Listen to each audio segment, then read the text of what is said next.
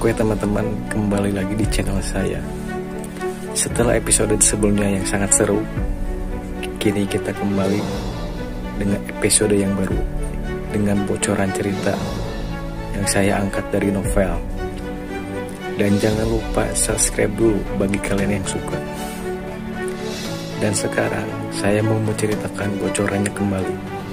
Dan jangan lupa untuk subscribe, klik loncengnya, dan juga lupa like.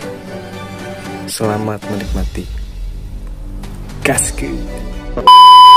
Di mata banyak prajurit berpangkat rendah, Long Hao Chen seperti dewa cahaya yang turun, melimpahkan kehangatannya dan menyapu semua rasa sakit dan kelelahan mereka. Pilar Dewa Iblis berkilau sekali lagi, cahaya yang sangat indah di mata manusia merupakan bencana fatal bagi iblis. 7 pilar cahaya menyebarkan aura kegelapan serupa yang membumbung ke langit, membentuk penghalang merah tua menggunakan 7 pilar sebagai dasarnya, menyelimuti kamp iblis. Tanpa ragu, mantra yang diselesaikan Long Hao Chen telah mencapai skala nilai terlarang, dan bahkan Zheng Yue belum pernah melihat skala seperti itu sebelumnya. Pada saat yang sama, ini adalah mantra terlarang paling damai yang pernah dilihat Zheng Yue. Beberapa orang suci dari langkah ke-9 dari kuil imam juga bisa melepaskan mantra penyembuhan dalam skala besar dan pada tingkat mantra terlarang, namun efek penyembuhannya akan jauh lebih langsung daripada Long Hao Chen, dan efeknya juga lebih besar.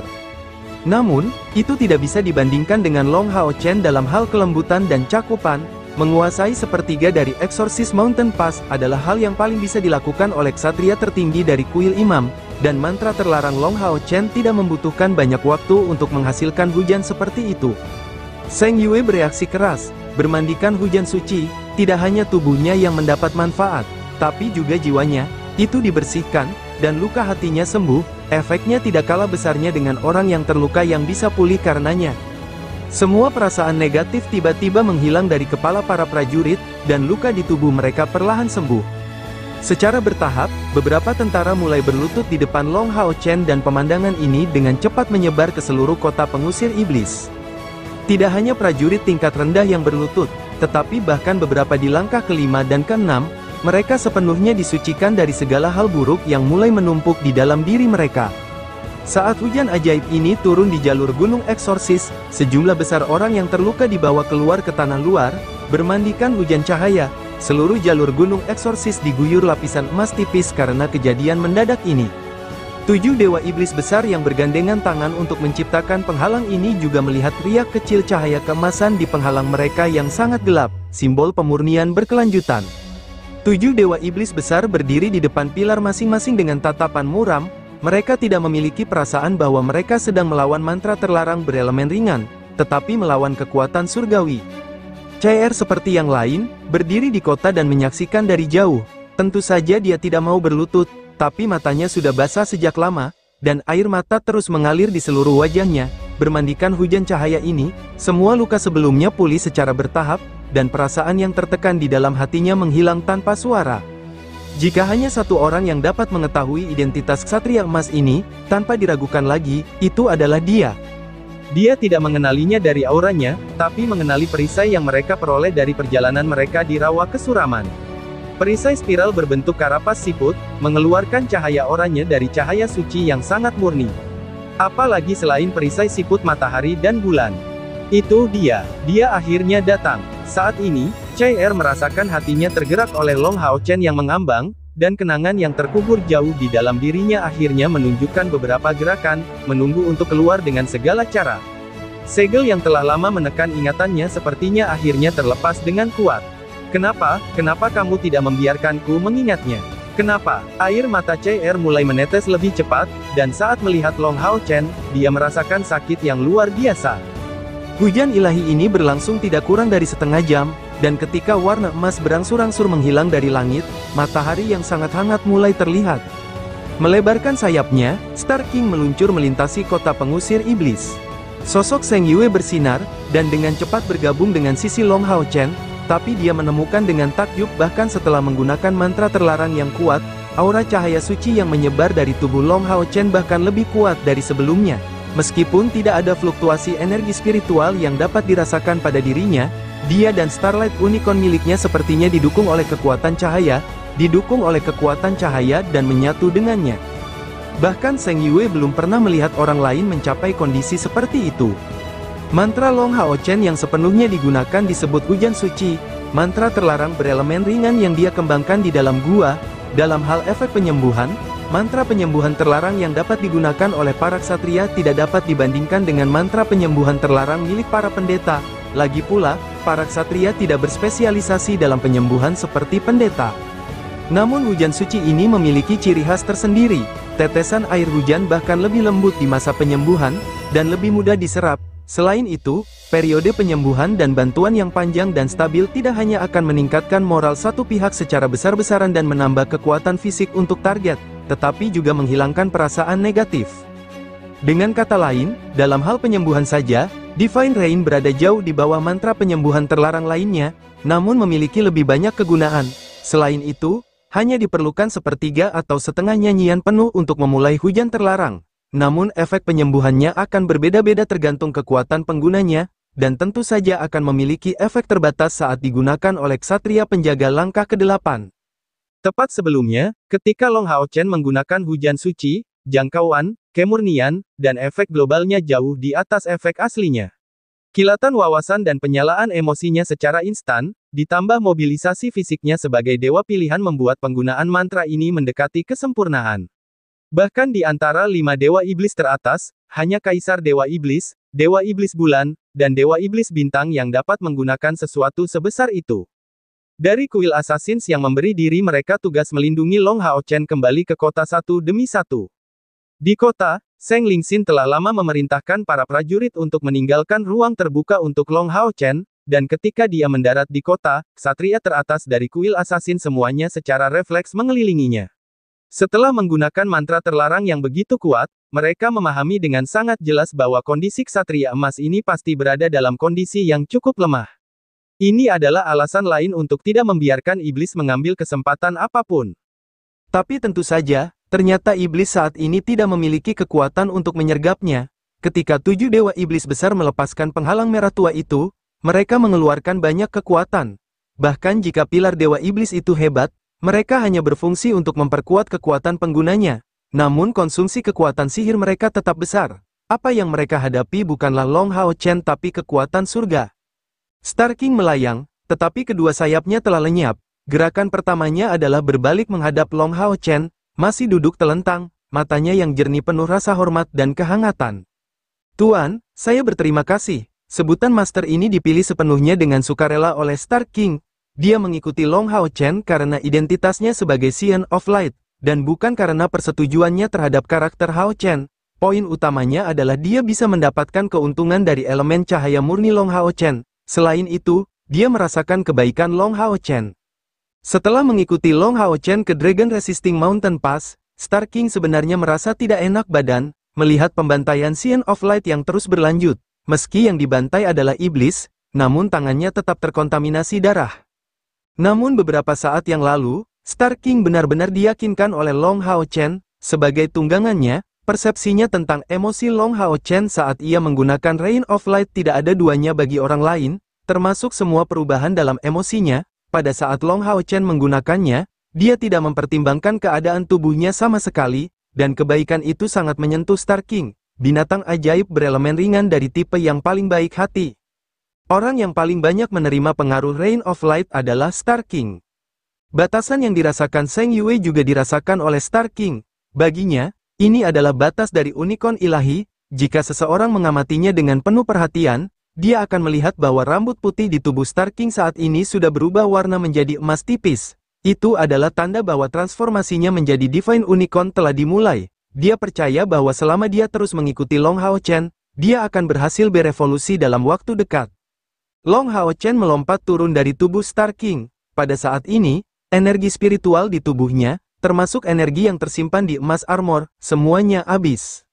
Namun yang luar biasa, dia tidak dalam kondisi lemah. Saat ini, dia seperti orang biasa yang hanya memiliki kapasitas mental yang diperkuat. Selain itu, energi spiritualnya yang habis perlahan pulih, tanpa perlu dia bertindak, esensi cahaya luar akan secara mandiri memasuki tubuhnya, dan menjadi jenis yang paling murni melalui asimilasi, sedangkan esensi cahaya yang agak tidak murni akan sulit untuk mendekatinya. Ini menyelamatkan Long Hao Chen dari proses penyaringan.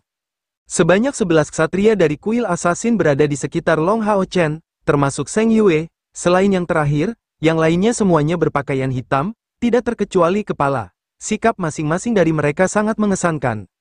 Sama seperti ksatria ilahi dari kuil ksatria, 11 dari kuil assassin ini memiliki tingkat kepahlawanan, telah mencapai langkah ke-9, mereka adalah inti sebenarnya dari kekuatan kuil assassin. Kepala ksatria suci sementara dari kuil ksatria, ksatria emas ke-12 menyambutmu, para tetua, karena beberapa alasan khusus, saya tidak diperbolehkan mengungkapkan nama saya. Long Hao Chen memberi hormat ksatria kepada para tetua. Termasuk Seng Yue, ketujuh tetua membalas hormat secara bersamaan, memberikan hormat assassin dengan rasa hormat tertinggi. Seng Yue memberikan tanggapan yang tulus, selamat datang, kepala ksatria suci yang kuat, kuil assassin tidak akan pernah melupakan semua yang Anda lakukan untuk Exorcist Mountain Pass. Semoga persahabatan antara dua kuil agung kita bertahan selamanya. Jika ada bantuan yang mungkin Anda perlukan, kuil assassin di bawah sayap saya tidak akan mengeluarkan biaya apapun untuk Anda. Pidato Seng Yue tulus, bahkan Yang Hao Han belum pernah mendapatkan komitmen seperti itu darinya. Apa yang dia maksud dengan kata-kata ini sederhana. Mulai hari ini, selama Long Hao Chen membutuhkan sesuatu, kuil assassin akan melakukan yang terbaik untuk membantunya. Dia menerima persetujuan seperti itu karena hujan cahaya Long Hao Chen tidak bisa datang pada waktu yang lebih baik. Di Exorcist Mountain Pass banyak sekali yang terluka, yang tidak hanya menderita secara fisik, tapi juga mental, dan terlebih lagi, serangan terus-menerus dari pasukan iblis telah membuat wajah para prajurit yang ditugaskan di Exorcist Mountain Pass kehilangan warna. Turunnya Rain of Light membebaskan para prajurit dari kelelahan mereka, dan mengisi kembali mereka dengan rasa percaya diri. Dan penyembuhan begitu banyak orang yang terluka memberi Exorcist Mountain Pass kehidupan yang benar-benar baru. Dapat dikatakan bahwa mantra terlarang yang kuat ini benar-benar membalikkan situasi yang tidak menguntungkan bagi mereka.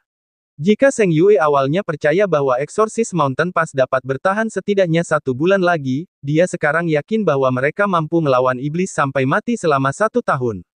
Di mata Seng Yue, hal terpenting dalam hujan cahaya bukanlah sifat penyembuhannya, namun penyembuhan hati orang-orang, menyapu semua kabut di hati para prajurit. Itulah alasan mengapa Seng Yue memberikan janji yang begitu besar. Dengan janji ini, kuil assassin setidaknya tanpa syarat akan membantu Long Hao Chen dalam satu hal, dan itu tidak kurang dari 1/6 kekuatan aliansi kuil. Long Hao Chen memiliki ekspresi kosong di wajahnya, tapi tidak menolak, hanya memberi hormat satria lagi padanya. Dia tidak menolak karena alasan yang rumit, sederhananya, itu karena struktur internal Temple Alliance. Siapapun dapat mengetahui bahwa jika 6 panggilan dari 6 kuil besar dapat digabungkan dengan sempurna, dan 6 panggilan dapat didistribusikan secara merata di setiap benteng pertahanan, pertahanan melawan iblis akan menjadi lebih besar. Namun mengapa mereka tidak pernah melakukan hal tersebut? Dalam sejarah Temple Alliance, entah berapa banyak tetua yang berusaha melakukan perubahan seperti itu. Tapi itu selalu gagal, dan itu karena proteksionisme diri 6 kuil besar. Ini adalah masalah yang tidak berdaya. Jika 6 kuil besar dapat selaras satu sama lain, apa yang akan dilakukan terhadap banyak sumber daya yang telah mereka kumpulkan selama bertahun-tahun? Tenaga kerja dan sumber daya perlu didistribusikan. Meskipun 6 kuil besar tidak benar-benar membentuk 6 kekuatan dalam aliansi kuil, pada kenyataannya setiap kuil memiliki otonomi yang besar. Pasukan pemburu iblis sudah lama mencoba memberitahu 6 kuil besar tentang manfaat berkolaborasi. Namun hingga hari ini, masing-masing dari 6 kuil besar ingin melakukan hal-hal dengan cara mereka sendiri. Masing-masing memiliki wilayahnya sendiri dan masing-masing memiliki bentengnya sendiri. Mengenai masalah ini, Long Tianying membicarakan semua ini kepada Long Hao Chen selama setengah hari, di antara mereka, adalah yang paling mendukung penggabungan ke-6-nya. Tapi selain kuil Pries, 5 kuil lainnya hampir semuanya tidak disukai, meskipun ketidaksukaan kuil ksatria bisa dianggap agak rendah. Sebaliknya, yang paling menentang gagasan tersebut adalah kuil assassin, kuil penyihir, dan kuil spiritual. Meskipun, sejak awal Perang Suci, aliansi telah berusaha sekuat tenaga untuk menggabungkan 6 panggilan, dalam praktiknya, masing-masing dari 6 kuil besar menggunakan kekuatan mereka sendiri sebagai landasan untuk melawan iblis. Long Tianying secara khusus mengatakan kepada Long Hao Chen bahwa setidaknya untuk saat ini, masalah ini tidak dapat diselesaikan. Namun bukan berarti hal ini akan terjadi selamanya. Agar 6 kuil besar benar-benar bersatu, hanya ada satu solusi yang ada, Dan itu adalah mereformasi negara manusia, sebuah kerajaan yang kuat dengan kekuasaan terpusat dalam otoritas. Hanya dengan cara ini mereka berenam bisa bersatu dan membentuk satu kesatuan. Tentu saja, menciptakan negara ini jelas merupakan tugas yang sangat sulit. Gagasan untuk menyatukan 6 kuil menjadi satu hampir tidak terpikirkan. Long Tianying akhirnya mengungkapkan keinginannya yang serius dan sungguh-sungguh kepada Long Hao Chen. Jika suatu hari nanti, dia bisa mencapai tingkat kekuatan yang cukup dan membangun pengaruh yang cukup di seluruh aliansi, dia mungkin akan berusaha mencapai prestasi luar biasa ini. Ini juga merupakan harapan kuil Ksatria, dan alasan mengapa Long Tianying memutuskan untuk mengajaknya melakukan perjalanan melalui masing-masing kuil. Ini bukan tentang mendapatkan dukungan dari kuil-kuil ini dengan segera, tetapi agar dia memahami 6 kuil besar. Long Hao Chen tidak menerima gagasan untuk menjadi seorang kaisar, tetapi dia tahu tentang pentingnya perpaduan kekuatan 6 kuil besar bagi umat manusia.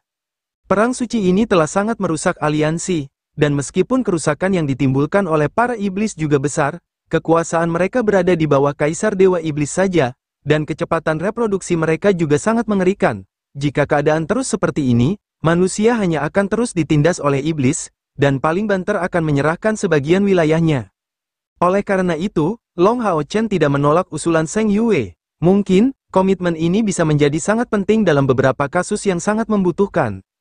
Long Tianying membuat analisis mendalam tentang situasi 6 kuil besar saat ini untuk Long Hao Chen. Kuil Ksatria tidak diragukan lagi adalah yang paling kuat, dan yang paling dekat dengannya adalah kuil Assassin. Kuil penyihir dan kuil prajurit memiliki hubungan yang lebih baik. Sebaliknya, kuil imam dan kuil spiritual agak independen jika dibandingkan. Jadi jika seseorang ingin menyatukan aliansi di bawah satu kekuatan terpusat di masa depan, prioritasnya adalah mendapatkan sekutu yang baik, yang berarti mendapatkan dukungan dari kuil Assassin. Setelah itu muncul ide untuk mempengaruhi keempat kekuatan lainnya. Sekarang masih terlalu dini untuk membicarakan hal ini. Tetapi bagi Long Tianying hal ini tidak dapat diabaikan, bukan karena suatu rencana yang ada dalam pikiran mereka, tetapi karena manusia pada akhirnya mampu mengalahkan iblis. Kekuatan seseorang selalu tidak signifikan, dan bahkan jika Long Hao Chen berhasil mendapatkan persetujuan dari tahta keabadian dan penciptaan ilahi, dapatkah dia melawan seluruh umat iblis sendirian? Jawabannya adalah tidak. Untuk melakukan itu, dia memerlukan dukungan seluruh aliansi, dan hanya memiliki kemungkinan melancarkan serangan balik dengan memegang otoritas atas seluruh aliansi. Prestasi ini tidak mungkin diwujudkan oleh ketua aliansi kuil saat ini yang Hao Han, dan Long Tianying juga tidak bisa, tetapi Long Hao Chen memiliki kemungkinan ini. Dengan identitas sebagai Scion of Light dan dewa pilihan, dia sudah memiliki kekuatan yang cukup untuk mendapatkan dukungan. Selain itu, kuil imam sudah mendukung penggabungan kuil. Saat Long Hao Chen membalas kesopanan Zheng Yue, dia mengingat kembali keinginan tulus kakeknya. Tiba-tiba datanglah sosok yang menerobos kerumunan orang, dan tidak dihentikan oleh para pembunuh heroik lainnya. Sosok ini segera melemparkan dirinya ke pelukan Long Hao Chen, memberinya pelukan erat. Melihat ini, raut wajah semua assassin heroik yang hadir menjadi kosong. Zheng Yue benar-benar terkejut pada awalnya, tapi kemudian terlihat aneh. Akhirnya menyadari identitas kepala ksatria suci yang membawa keajaiban. Dia memahami cicitnya dengan sangat baik. Selain anak ini, siapa lagi yang membuat dia begitu bersemangat untuk bertemu, sampai-sampai mengambil inisiatif untuk melemparkan dirinya ke arahnya. Bahkan setelah kehilangan ingatannya, cicit perempuan tercintanya tidak mungkin berubah pikiran seperti itu. Tapi setelah menyadari identitas ksatria emas ini, keterkejutan Zheng Yue menjadi semakin hebat. Selama 1,5 tahun ini, dia telah memberikan segalanya dalam mengajar CR, yang tidak mengkhianati ekspektasinya sama sekali, dan tumbuh dengan kecepatan yang menakutkan. Kultivasinya telah mencapai peringkat ke-6 dari langkah ke-7, dan di mata Zheng Yue, kecepatan kultivasi ini seharusnya melampaui kecepatan anak laki-laki itu, yang membuatnya sangat bangga. Namun, kenyataannya sungguh kejam, ketika orang ini muncul kembali. Dia ternyata sudah menjadi ksatria langkah ke-8, dan juga memperoleh emas armor tingkat epik. Mungkinkah ini tanda pilih kasih dari kuil ksatria? Zheng Yue sudah berusia lebih dari 100 tahun, tapi belum pikun. Apakah ada kebutuhan untuk pilih kasih? Mantra sebelumnya sudah cukup sebagai bukti. Bahkan jika mantra terlarang itu diluncurkan secara diam-diam melalui sebuah gulungan, itu tidak dapat menunjukkan kekuatannya tanpa kekuatan yang cukup dari penggunanya. Selain itu, dia secara pribadi telah mendengar proses nyanyian Long Hao Chen. Tidak bisakah si kecil ini mencapai langkah ke-9? Ini adalah keraguan terbesar Zheng Yue, dan ini hanya membuat keterkejutannya semakin besar. Janji sebelumnya adalah sesuatu yang tidak bisa tidak dia berikan. Namun di dalam hatinya, dia sebenarnya tidak mau berhutang budi sebesar itu kepada kuil ksatria. Tapi sekarang tidak sama, kuil asasin berhutang budi kepada cicit mereka sendiri, salah satu dari bangsa mereka sendiri. Namun, para asasin heroik lainnya tidak tahu apa yang sedang terjadi. Mereka jelas semua tahu tentang identitas Chai-Er. Putri suci samsara dan seorang jenius tiada duanya yang telah muncul selama lebih dari 1000 tahun. Sebagai penerus kuil asasin dan terhebat di masa depan tanpa syarat, kelangsungan hidup Chai-Er dalam pertempuran melawan Dewa Iblis saat masih di langkah ke-7 sekali lagi merupakan bukti kekuatan di mata para asasin ini. Terlebih lagi, di mata mereka, Chai-Er adalah seorang junior, tapi sikap dinginnya membuatnya tidak bisa didekati oleh orang lain. Sekali lagi, ini adalah kualitas penting yang harus dimiliki seorang asasin.